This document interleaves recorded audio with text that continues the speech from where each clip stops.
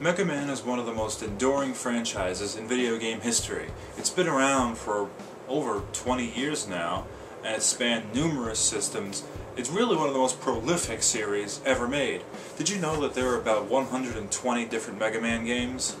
And there's so many different spin-offs and sequels and mini franchises, series within other series, and it's very hard to follow. I actually had to go on Wikipedia just to look up to make sure I covered all my bases. So there are so many different types of Mega Man series out there. There's Mega Man, the original Mega Man series, which is what we're talking about today. Then there's the Mega Man X, Mega Man Legends, Mega Man Battle Network, Zero, ZX, Star Force, Universe, all these different series. I don't even think I've even heard of most of them, except for the original 6 on the NES and Mega Man X. I mean, I've even played Mega Man Soccer for Super Nintendo. So he's been around a lot, and he's covered a lot of ground. Then again, so is Mario. So, but then again, most of Mario's games are pretty darn memorable. I can't say I've ever heard about Mega Man Star Force or Battle Network. No offense to any of you who are fans out there. You know, to each his own, I suppose. But anyway, so today we're talking about the original 6 Mega Man games for the NES. And you know what? No matter how many Mega games have come and gone since then, none have been better than the original 6 on the NES. So let's get started. Ah, this is so classic. Mega Man 1.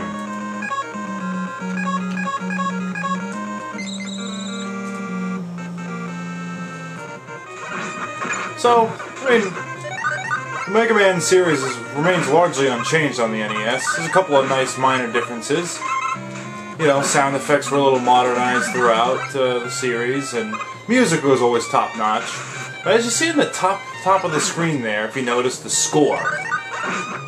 And this was the first and last Mega Man game on the NES to capture and care about a score. There's such a holdover from the late 70s with Atari games on how they used the high score to be the best player.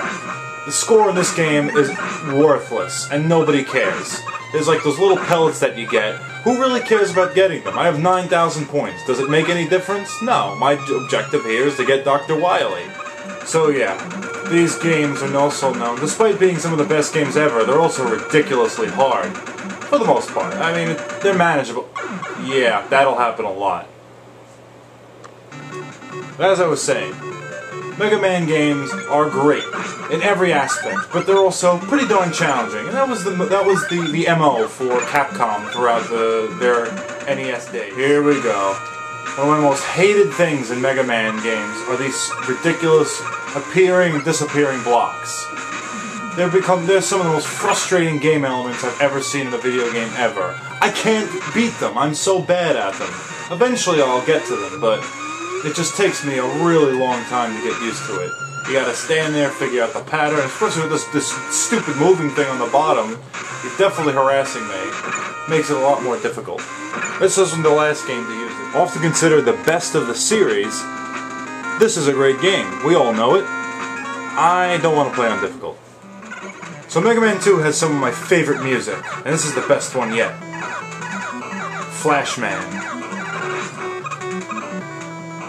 The action's a little more popping in this one. It's a better game overall than Mega Man 1. But again, a lot of the features are pretty much the same, but that's okay. Why fix something that's not really broken? Well, as you can see though, the score is gone, because it was never necessary anyway. But speaking of great music, more awesome music. And such great level design, too. So I guess Capcom realized that Mega Man games were going to be pretty darn hard, so they started to include a password system. So what I do is this. So for those codes, I get my good old Jeff Rovin, The Best of How to Win at Nintendo Games book, and I flip to the Mega Man 2 section. Ugh, it's these darn blocks again. Well, that part actually wasn't that bad at all, but worse are to come. Okay, so this part of Heatman and Mega Man 2 is ridiculous. It's almost impossible to get through all those blocks, and there's a lot of them. So I have a bit of a trick here. Now I'm sure this is kind of common knowledge, but what you could do is take this power up too, if you have it by now, jump on it, and you just go sailing away right across all those blocks. Oh. Alright, because of all that horsing around, now I'm back, and now I don't have as much power left, so let's see if I can make it. Come on, come on, come on! Ah! Crap. Ah, Mega Man 3, my favorite Mega Man game ever. And you know what? A new move was introduced, the slide. And you wouldn't believe how handy that could come in sometimes. The other games didn't have it, and this one was the first. And of course the graphics only got better, the music only got more complex, and just technologically it's just a better game than 2. But many people seem to prefer 2 over any other, but I think 3 is the best overall. Legendary. Ah, no, again with the blocks! Again! No, in Mega Man 4, and like pretty much all the Mega Mans beginning with 2 up to 6, I really commend them for trying to come up with a more cinematic experience, like we see here. So here in Mega Man 4, another great NES classic Mega Man game, and it remains largely unchanged from 3, just like 3 wasn't that much different from 2. But of course it got always in a technical way better. I mean, let's look at these pretty cool rain effects. Never saw that before in a Mega Man game. But what's new to this game was the Mega Man Buster, as you see, the Mega Buster rather. It's where Mega Man gets to charge his shot. You just see him glowing right there. It makes for a nice, powerful shot. So here in Mega Man 5, once again, this one actually is probably the least innovative of the series, because it really didn't change much at all from 4. Nothing truly new is added. The Mega Buster looks a little cooler though. As you see, the shot is much larger than it was in 4. Much more prominent. But otherwise, it's another classic Mega Man title, and there's nothing wrong with that at all. I love the very dramatic sounding title screens for these games. Mega Man 6 had one of the best of them. Alright, so we come to the end of the line now with Mega Man 6, and it was definitely one of the better games in the series. I would say that 6 was superior to 4 and 5. But here in 6, there were a couple of new innovations. As you see here, there's POW and Jet. Let's take a look at that. As the dog Rush turns into different capabilities here. This is called Power Mega Man. Of course, he can do that. That's a long-range punch, which is a little weaker, but if you charge it up, like the Mega Buster, he does a much more shorter range, but it's a much more powerful punch. Very, very cool. And then, of course, there's also the Jet feature. And I feel like this is just NES gaming at its best right here. I mean, that is just pretty darn cool. Comes in handy, for sure. Anyway, Mega Man 6 was a great game. Alright, so there you have it. That is the Mega Man NES series in a nutshell. There was so much more to be said, but, you know, there's never enough time in these videos, so I had to give you basically an overarching perspective on the Mega Man, the original Mega Man series for NES, Mega Man's 1 through 6. So if you're playing it either on the good old cartridges or even on the Mega Man Anniversary Collection, there's always a good way to play these old games. And from a technical standpoint, these really are some of the best games ever made. I mean, just look at the musical score alone, some of the most memorable music in video game history in these games. And then, of course, it's just great platforming action. It's certainly a challenge, as I've said, and you know, the bosses are just very diverse, and the level design is really great, and the graphics are really strong, considering it pretty much pushed the 8 bits to its limit.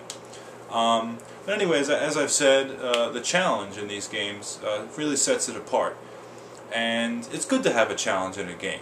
And you know, really a lot of it is about kind of, you know, timing and just focusing on the game, you know.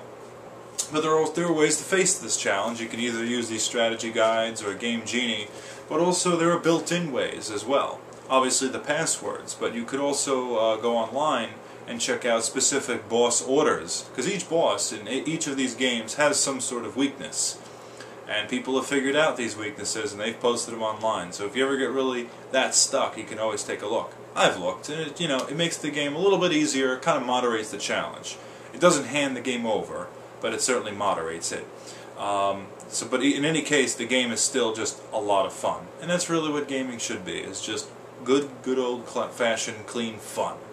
And the Mega Mans really are perfect examples of that. They convey that sense of pure entertainment. And that's why it's been one of the most enduring franchises, right up there with Mario and Castlevania and Zelda and all those other great franchises. So, with that being said, that will do it here from Ethos Reviews then. If you haven't played these Mega Man games already, you definitely should. I think most of them are available now on the Wii's Virtual Console, or you can get the Anniversary Collection for PS2 or GameCube, or even hunt down these old cartridges. So, again, that'll do it here from Ethos Reviews. We'll see you next time with another video. Until then, feel free to read the website for newest written reviews. So until next time, thank you for watching.